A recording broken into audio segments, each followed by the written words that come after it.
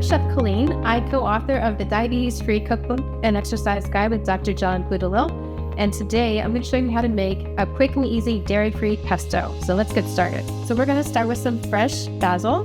And it's great to use fresh herbs. They have an amazing health benefit.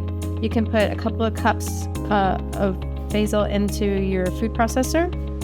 I like to make a big batch actually, and then any extra pesto I put in an ice cube tray and I freeze it. And then anytime I want some fresh pesto in a recipe, I just pull out a couple of pesto cubes and we're ready to go. So you only have to do this once.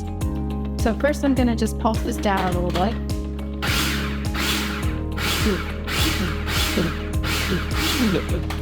Okay, now I'm going to add about a quarter cup, a little more of some soft nuts. I'm using walnuts. Walnuts are great, they're heart healthy.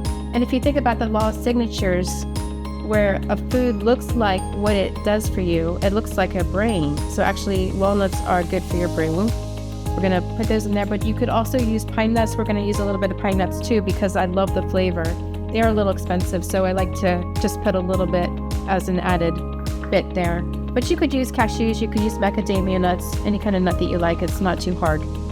Okay, next I'm going to add some nutritional yeast. This is a yellow, flaky kind of yeast. This is popular with vegans because it's dairy-free, so we're not adding actual cheese. And it contains a lot of B vitamins, which vegans don't often get if they're not eating meat. And it adds a great flavor. And the next thing we're going to do, I have some fermented miso paste. Now this is a fresh miso. You usually find this in the refrigerated section of a grocery store. It's very healthy. It's got a lot of vitamins and minerals, antioxidants, and plus it's because it's fermented, it has that good bacteria which helps your digestion. I'm going to add some fresh garlic, which I chopped. Up all close. You can add more or less depending on your taste for garlic, but I love garlic, so I like a lot of it. I'm going to add some salt and pepper to season it. You can always taste it and see if it needs more. And then we just pulse it all up. I'm going to add a few tablespoons of olive oil. Now you want to use extra virgin olive oil, organic if possible, because it has monounsaturated fats. It's very good for your heart. Now you don't want to over process it because you don't want the nuts to lose their oil and break. So when you get to a nice, you can still see some little flecks of things, that's a good place to stop. Okay, so we have our finished basil pesto. I'm just going to taste it to make sure the flavors are exactly how I want it.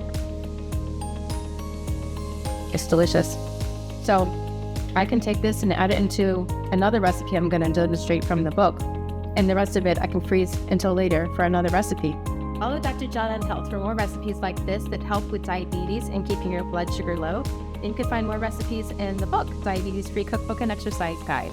Thanks for watching.